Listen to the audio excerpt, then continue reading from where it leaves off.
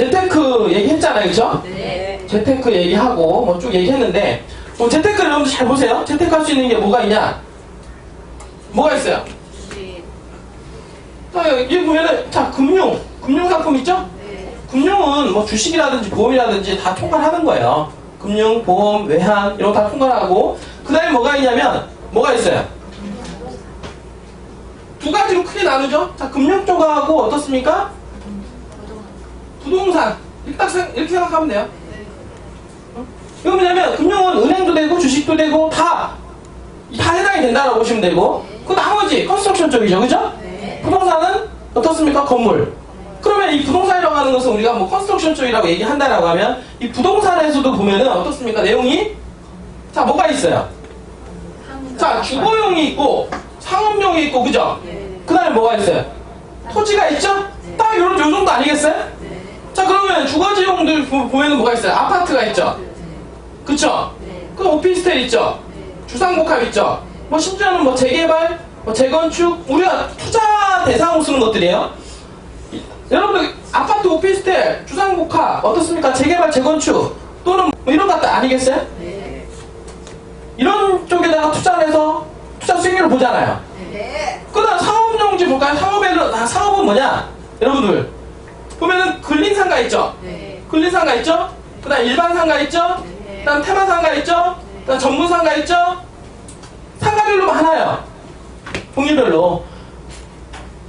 근데 저는 사실 상가 투자는 저는 웬만하면 저는 맞아요. 뭐예요? 하지 말라고 그래 저는. 왜냐하면 상가는 있잖아요. 이게 상권의 변화는 심합니다. 어? 그리고 상가를 분양할 때 여러분들 잘 생각해봐야 돼요. 어느 지역에 상가를 분양한다라고 했을 때 이 상가는 있잖아요. 앞으로 이 상가가 어떻습니까? 이 건물을 분양할 때 이 상가가 다 지어져서 주변에 막 갖춰져 있을 때 어떻습니까? 그 기대치 있죠? 그 기대값이 반영이 돼서 분양가로 책정이 됩니다. 분양할 때 대부분 그 분양가가 그렇게 책정이 돼요. 그러니까 뭐냐면 그런데 만약에 분양을 받았는데 분양을 받은 상가가 어떻습니까? 이점이 안 돼. 사람들이 안 모아져. 사람들이 상가에 안 들어와. 그럼 어떻게 돼요? 망하는 거예요. 망하는 거. 상가 분양은 여러분 절대 받지 말라고 하는 겁니다. 제가 웬만하면. 왜냐하면 상가는 기본적으로 뭐냐면 미래 가치가 많이 반영이 돼요. 미래 가치가 반영이 돼서 가격으로 책정이 되고 수익률 계산합니다. 그러니까 그 수익률은 그때 가봐야 하는 거예요. 그죠? 그 수익률이 안 나올 수 있는데 대충 이렇게 사람들이 모여지고 이렇게 모아지면 수익률 이 정도 될 거니까 이 수익률에 비례해서 가격이 이 정도가 될 거다. 그래서 이 가격으로 책정을 하게 되는데 문제는 상가라고 하는 게 웃긴 게 상가가 지어졌어요. 그러면 갑자기 또 옆에 또 다른 상가가 또 지어져요. 그러니까 놀아먹기식이 되는 거예요. 그러니까 공실이 생기는 거고. 자, 일례로 여기 보면 동대문 상가 보면은 밀레오로 있죠? 밀레오로 두타 뭐 이런 거 많이 있잖아요? 그런 상가들도 보면은 그 안에 들어가면은 비어있는 게 한 30%가 비어있어요. 그게 원래 엄청나게 비싸게 분양이 됐던 것들입니다. 근데 지금 경매에 나오면 거의 감정가의 20-30%에 낙찰이 돼요. 왜? 거기에 입점을 해서 장사가 안 된다 이거예요. 그만큼 비어있다라고 하는 것은 장사가 안 되니까 나간 거 아니겠어요? 맞죠? 한치 앞을 모르는 게 상가 분양입니다. 상가는 왜냐하면 상가는 바로 돈하고 직결되기 때문에 자, 집은 뭐냐면 내가 분양을 받으면 내가 들어가서라도 살면 되죠. 맞잖아요. 근데 상가는 돈을 까먹고는 살 수가 없다는 얘기죠. 응? 세를 줬는데 세가 안 나가. 그러면 어떻습니까? 관리비가 계속 나가요, 안 나가요? 여러분 밀리온의 관리비가 장난이 아닙니다. 여러분들이 세를 안 놔도 관리비가 나가요. 관리비 누가 부담해야 돼? 주인이 부담해야 됩니다. 그럼 관리비 나가죠? 그 다음에 뭡니까? 거기다가 또 대출을 받아서 또 상가 샀을 거 아니에요? 그러면은 대출에 대한 이자 나가요, 안 나가요? 나가죠. 대출 이자 나가죠. 관리비 나가죠. 임대가 안 맞춰지면은 나간다고. 그런데 아까 30-40%의 공시율 되는 그런 상가에 누가 들어오겠냐 이거야. 맞죠? 거기에 누가 들어와? 장사가 안 되는데.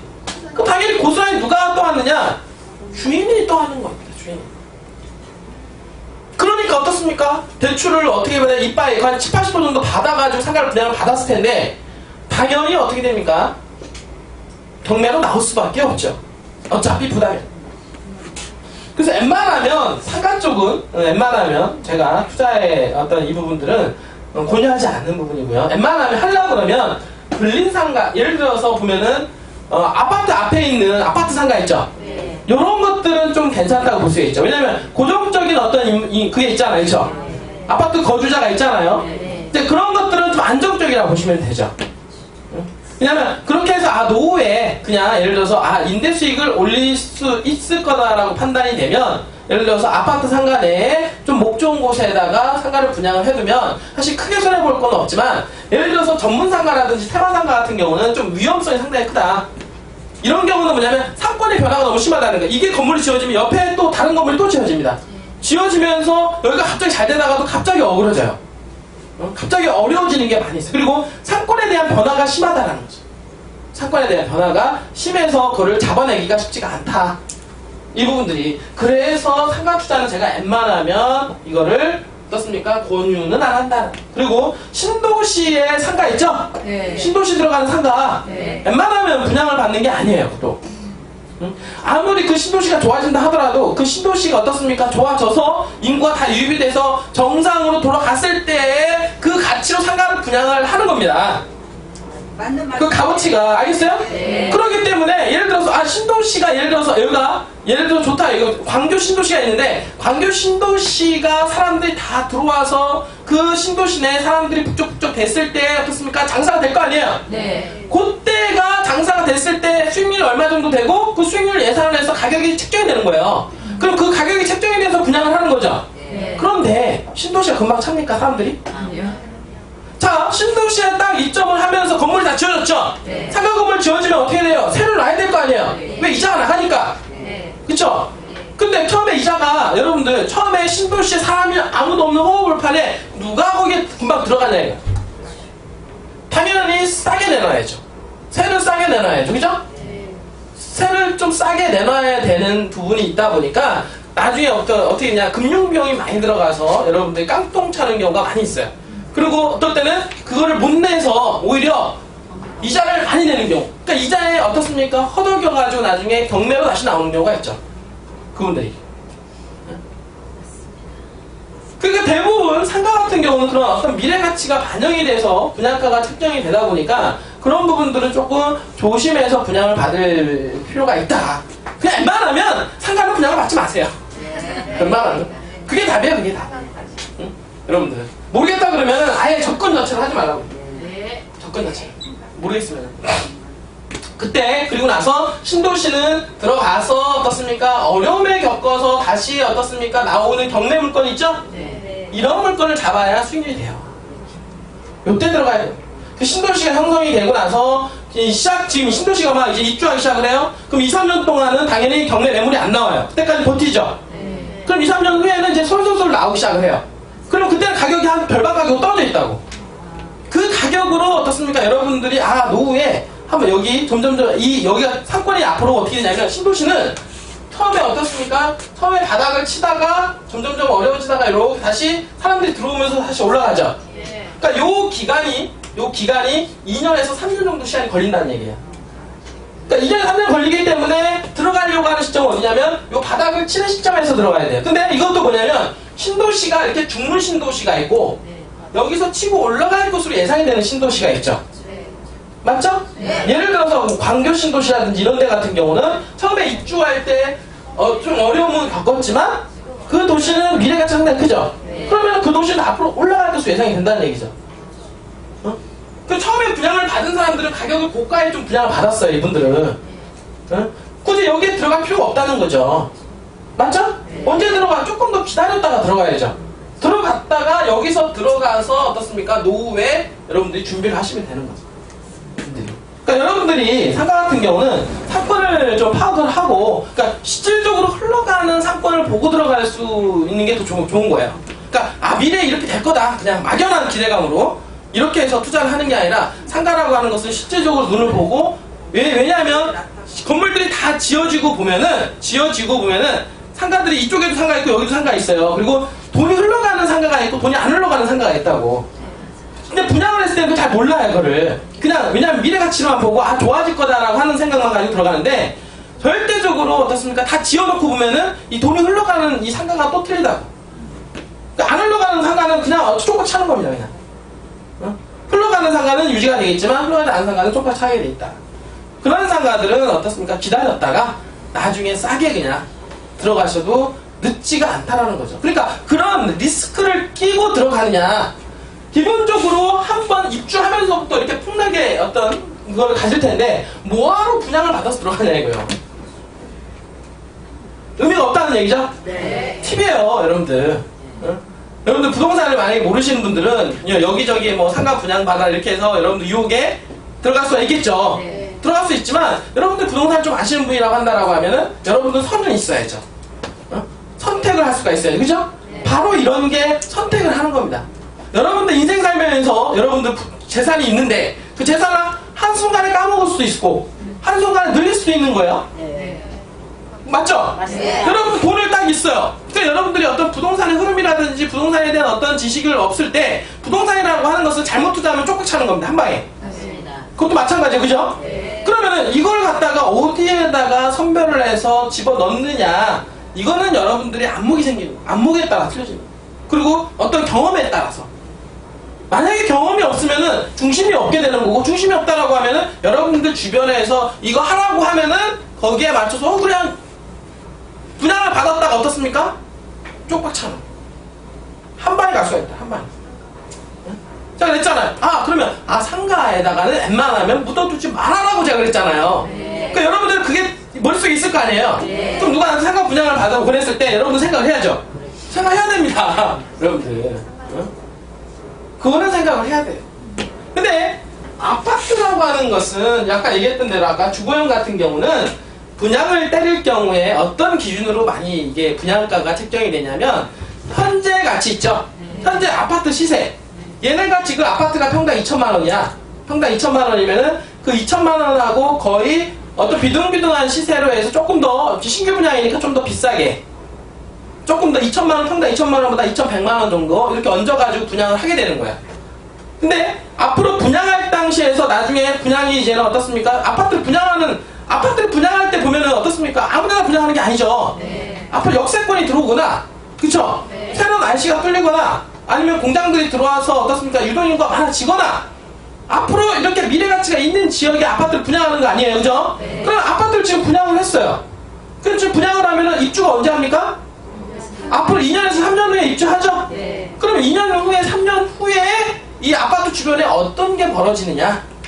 공장과 공단이 들어오고 역사가 들어오고 어떻습니까? 이런 게 들어올 거 아니에요, 그쵸? 네. 그렇기 때문에 아파트는 신규 분양에서 분양을 받아서 어떻게 했냐 2, 3년 후에 올라갈 가능성이 좀 더 있다라고 보는 겁니다. 그 부분들이.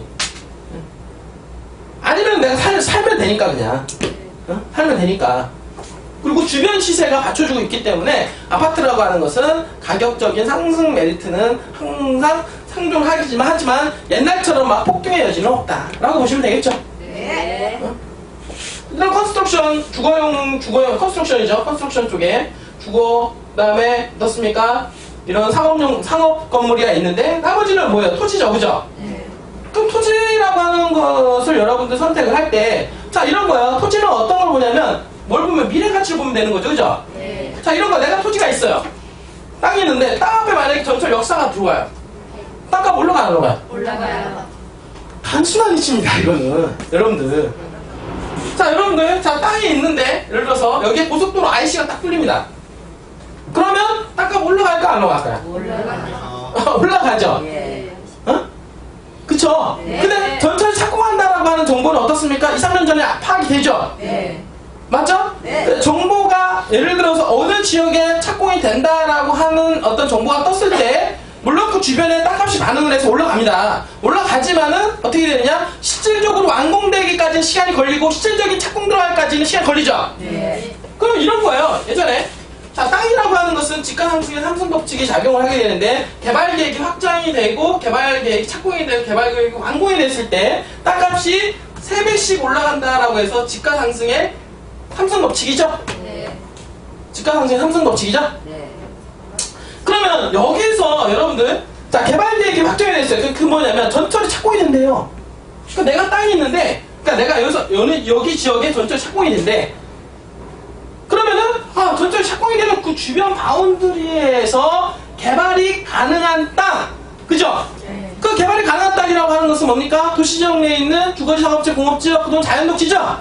이런 땅을 만약에 사면 개발이 계획이 확정이 됐음으로 해서 땅값은 올라가죠. 한 단계, 그죠? 한 단계 올라가잖아요. 올라가지만 그게 비싼 게 아니다라는 거예요. 맞죠? 네. 왜? 그리고 나서도 오늘 개발 계획이 확정이 됐어요? 언제 착공한대요? 3년 후에 착공한대요. 그러면 착공기사 나올 때까지 땅값은 더 치고 올라가겠죠, 계속. 계속 착공하면서 또 삼성 또 올라간대요. 그리고 나서 착공하고도 또 완공 또 시점이 있죠? 올라간다, 착공 시점. 여러분들. 그러니까 개발 계획이 확정이 된다 하더라도 여러분들 어떻습니까? 먹는 폭이 있다는 거죠. 먹는 폭이. 예? 서서히 끊어지면서 땅에다 투자해서 재미보수가 있는 확률이 상당히 높다. 그게 주식으로 반영하는 것과 이게 틀리다라는 거야. 근데 주식 반응하는 그 사람들은 뭐냐면 그 주가가 어떻습니까? 서서히 이렇게 올라가는 게 있어. 이미 올라갈 때는 이미 정보가 이미 다 반영이 돼 있는 겁니다. 그리고 나서는 여기서 어떻습니까? 여기서 정보를 터뜨려요. 여기서 만약에 갑자기 신약개발 딱 신약개발 터뜨리죠? 그럼 이미 딱 주가가 올라가 있죠? 이미 살 수 있는 사람들은 이미 다 산 거예요. 근데 개인, 기관 투자자라든지 외국인 투자자들은 이미 이 회사가 신약개발하고 있는 거 알고 있었던 거예요. 그리고 조만간 어떻게 된다? 발표가 나온다. 그쵸? 그러니까 미리 매집을 했으니까 주가가 올라갔죠? 근데 신약개발이 딱 터졌을 때가 바로 꼭지입니다. 그때가 이미 정보가 반영이 됐고 이미 그 신약개발이 된다라고 했을 때 정보가 반영이 된 건데 신약개발이 됐어요? 그러면 어떻게 하냐? 여기서 조정을 받아요. 왜냐면 주가는 수급에 의해서 거래량에 의해서 수급에 의해서 가격이 책정이 된단 말이죠. 근데 왜 이걸 파느냐?